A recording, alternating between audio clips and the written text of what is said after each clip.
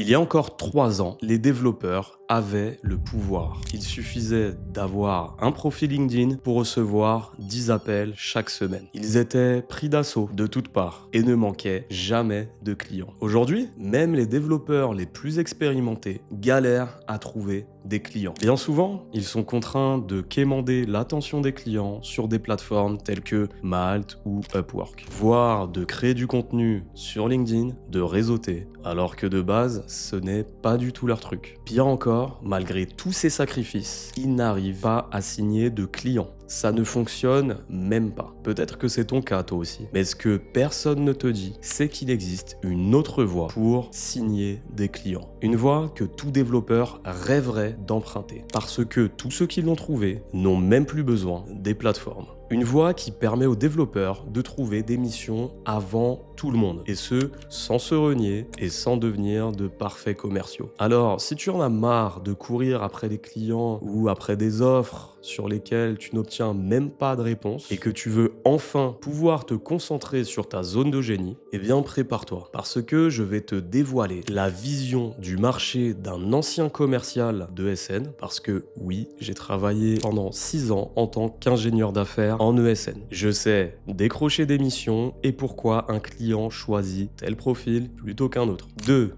Pourquoi est-ce que le marché est dans un tel état? Et surtout, le plan d'action à suivre pour aller chercher tes clients à la source, sans dépendre de qui que ce soit. Mais avant de te présenter ce plan d'action, il faut déjà qu'on comprenne comment on en est arrivé là. Le premier point, c'est la guerre des développeurs. Mon premier constat, c'est que le marché n'a plus rien à voir avec ce que l'on a connu jusqu'en 2021. Aujourd'hui, c'est la jungle et les facteurs sont nombreux. Avènement de l'intelligence artificielle, crise économique, inflation, gel des budgets, de plus en plus de profils sur le marché et j'en passe. Regarde avant. Il te suffisait d'un compte LinkedIn et d'une plateforme pour recevoir 10 appels par semaine. Aujourd'hui, non seulement personne te contacte, mais quand tu postules, tu n'as pas de réponse. Ou alors tu te retrouves qu'avec des offres à 400 balles par jour. Le second point, c'est pourquoi ce retournement? On a tous assisté à ces formations express et bootcamp qui promettent de devenir développeur en quelques mois seulement. Résultat, on se retrouve avec plus de 30 000 nouveaux développeurs par an en France chaque année. Alors oui, toi tu es expérimenté, senior, et ce sont des profils juniors, pas encore prêts à être confrontés au marché, mais pour des entreprises, ça représente surtout des profils peu chers, prêts à tout pour décrocher leur première expérience. Et crois-moi, ça a un impact. Parce que comme tu le sais, aujourd'hui, l'intelligence artificielle s'est perfectionnée. Elle a été largement démocratisée en entreprise. Et le résultat, aujourd'hui, elle remplace des pans entiers du métier de développeur. Un exemple tout simple, ce qui prenait autrefois un développeur 15 jours à livrer, lui en prend seulement 3 aujourd'hui. Résultat, pour un même projet, il y a besoin de moins de personnes. Et ça, les clients l'ont bien compris. Ils savent pertinemment qu'ils peuvent faire plus avec moins. Et puis il y a aussi la crise économique, les guerres et les incertitudes politiques qui mènent les clients à geler leur budget, les ESN à resserrer la vis en mettant fin à des contrats de freelance ou aux personnes justement en intercontrat.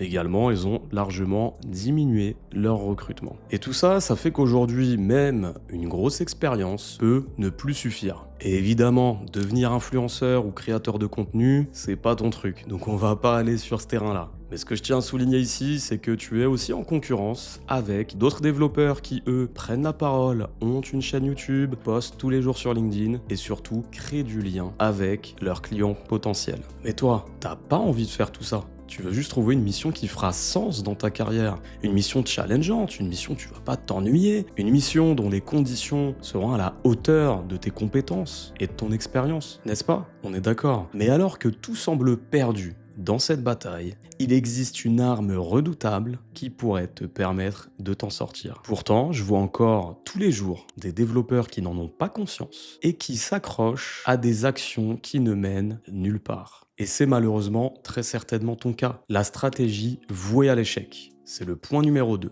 Et ça, malheureusement, ça concerne 95% des développeurs. Toi aussi, tu le fais certainement. De postuler à toutes les offres que tu vois passer sur Malte, Upwork, Freelance République, Comet, Collective, peu importe. Tout ce que tu vois, tu le prends. J'en vois aussi contacter directement les recruteurs à l'aide de messages copier-coller ou même automatisés, souvent froids, insipides et qui restent donc sans réponse. Je vois aussi les plus téméraires oser les postes que j'appelle bouteille à la mer en disant Je suis disponible pour une nouvelle mission. souvent avec le bon bandeau open to work qui va bien. Et t'as dû voir, toi aussi, beaucoup de profils tech commenter directement les posts des ESN en disant « Je suis intéressé » à chaque offre publiée. C'est catastrophique. C'est mignon dans un sens, ça me fait penser à des petits chatons en quête d'attention. Mais ça ne fonctionne pas. Pourquoi? Parce que tu fais comme tout le monde. Résultat, aucune différenciation possible. Tu te mets toi-même dans la position d'un vulgaire paquet de pâtes sur un rayon. Il y a les panzani, les lustucrus et les barilla, et toi tu te mets au milieu de tout ça. Non, tu vaux mieux que ça. En plus de ça, tu arrives en retard sur les offres. Ce que je vais te dire risque de t'étonner. Mais une fois que les offres sont publiées, bien souvent, c'est déjà trop tard. Et puis, je vais te faire une confidence. Les recruteurs eux-mêmes sont en stress et dépassés par le nombre de profils reçus à chaque offre publiée. Alors, pourquoi ne pas te débrouiller pour arriver en amont? Je te donne un exemple concret. Avec une offre pour un développeur Java Angular senior, on est à plus de 170 candidatures reçues en 48 heures. Et tu veux savoir le pire, c'est que le client n'a vu aucun d'eux parce que ça s'est joué en off. Et toi, de ton côté, pendant ce temps-là, tu vois juste que tu n'as aucun résultat. Tu commences à douter de toi, de tes capacités, de tes compétences. Mais non, c'est pas parce que tu es nul, c'est surtout parce que tu es invisible et que tu te positionnes au mauvais endroit. Et c'est justement ce qui nous amène au plan d'action dont je t'ai parlé au début de cette vidéo. C'est ce que j'appelle la stratégie avant-gardiste. Si tu veux trouver des missions à la source, en off-market, comme certains aiment le dire, c'est vrai que ça fait stylé, eh bien tu vas devoir créer ton propre réseau de commerciaux en ESN. Je vais t'expliquer. Tout d'abord, tu vas devoir identifier les bons interlocuteurs. Recherche des ESN petites et moyennes spécialisées dans ton domaine de compétences. Un domaine que tu maîtrises pour que ton profil soit attractif à leurs yeux. Mais attention, ne contacte pas les recruteurs. Non, trouve des responsables commerciaux. Business manager, directeur commercial, responsable de business unit, peu importe comment ils se font appeler. Ils transféreront ton profil à leur équipe de commerciaux. Ce qui signifie qu'en démarchant un seul responsable commercial, tu toucheras 5, 6, 7, peut-être 10 commerciaux qui ont chacun leurs clients et leur lot d'opportunités. Tu vas donc toucher plus de monde en un minimum de temps et d'efforts. Ensuite, repère celles et ceux qui postent et commentent régulièrement sur LinkedIn. Interagis avec eux. De cette façon, lorsque tu arriveras dans leur boîte de réception, tu ne seras plus un simple inconnu. Tu leur seras familier. Maintenant que tu as identifié les bons interlocuteurs et que tu t'es montré auprès d'eux en faisant ce qu'on appelle du social warming, eh bien, tu vas les approcher en direct en leur envoyant un message. Et l'objectif à ce stade est très simple. C'est de lancer une discussion. Oublie tout de suite de pitcher ton profil, d'annoncer que tu es disponible, etc. Non, l'idée est simple, lancer une conversation. Mais pour ça, encore faut-il obtenir une réponse à ton premier message. Alors, on oublie l'approche classique. Hey, salut, je suis développeur expérimenté, 17 ans d'expérience sur Java Angular, bla bla bla bla bla. Des messages comme ça, il en reçoit des dizaines chaque semaine. Et crois-moi, ça donne pas envie de répondre. Non, ce que tu vas faire, c'est que tu vas t'intéresser réellement à ton interlocuteur en suscitant son intérêt. Par exemple, en premier message, on peut imaginer que tu enverrais celui-ci. Salut Untel, j'ai vu que tu gérais tel client. J'interviens justement chez tel client, idéalement du même secteur d'activité, pour qu'il y ait une similitude. Sur tel sujet, est-ce que ton client, donc là tu le cites une nouvelle fois, rencontre aussi telle problématique que toi tu sais résoudre? Si tu n'as pas de réponse à ce premier message, il faut relancer. On pourrait imaginer celui-ci. J'ai pu observer tel résultat après avoir mis en place telles actions chez tel client. Est-ce que tu penses que ça peut intéresser ton client? Et c'est seulement à ce moment-là que si tu n'as pas de réponse à ces deux premiers messages, tu peux tenter le classique. Salut Untel, je suis disponible prochainement. J'interviens sur tel sujet avec tel type de client. Si un besoin se fait sentir, contacte-moi. Je peux me rendre disponible rapidement et t'aider à remporter cette opportunité. Et cette conclusion est très importante. Pourquoi? Parce qu'elle contient deux éléments très importants aux yeux d'un commercial, à savoir ta réactivité. C'est ce qui lui garantit que si demain un de ses clients le contacte, tu vas lui répondre rapidement et tu seras disponible pour passer des entretiens. Crois-moi, c'est super important. Le second point, c'est que tu lui parles de remporter ensemble cette opportunité. Et bien là, tu vas montrer que tu penses collectif, que tu comprends ses enjeux et que tu n'es pas juste là pour trouver une mission et que c'est le 500e commercial que tu contactes. Ça va lui montrer que tu es là vraiment pour créer un lien durable. Et ça, c'est important. Après ça, l'idée, c'est de maintenir le lien. D'ailleurs, tu remarqueras que chacun de ces messages termine par une question. C'est volontaire. Je te conseille de toujours terminer tes messages par une question pertinente, bien sûr, de façon à inciter l'ouverture du dialogue. Tu noteras qu'ici, ce sont des questions fermées, c'est-à-dire que ton interlocuteur peut répondre simplement par oui ou par non. C'est justement pour que tu te familiarises avec la démarche, pour que tu sois de plus en plus à l'aise avec l'exercice. Mais l'idéal, c'est que tu arrives au point où tu te sens suffisamment à l'aise pour poser des questions ouvertes qui vont permettre d'élargir la discussion. Maintenant, je vais te donner quelques bonnes pratiques. Réponds vite, sois réactif et professionnel.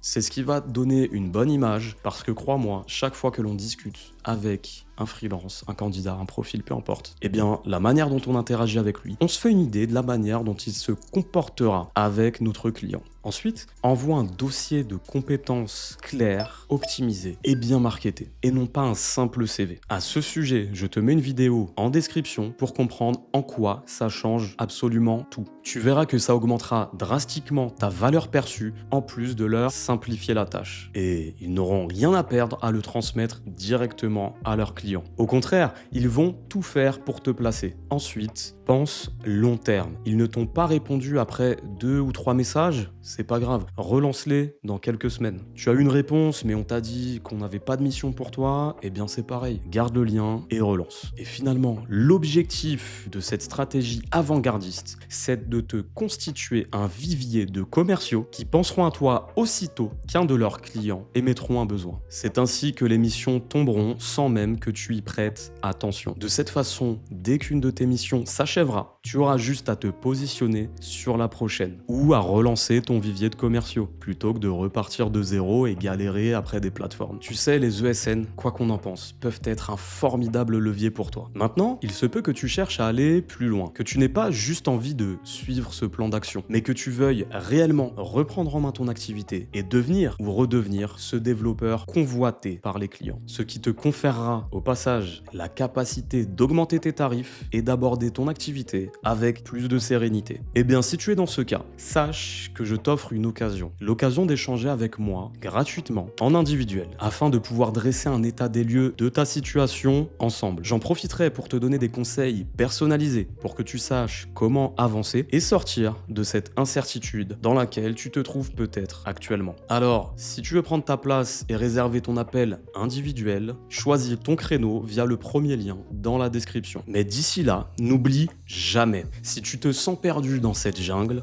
j'ai la carte, j'ai la boussole, je connais le bon chemin pour toi, alors laisse-toi guider pas à pas.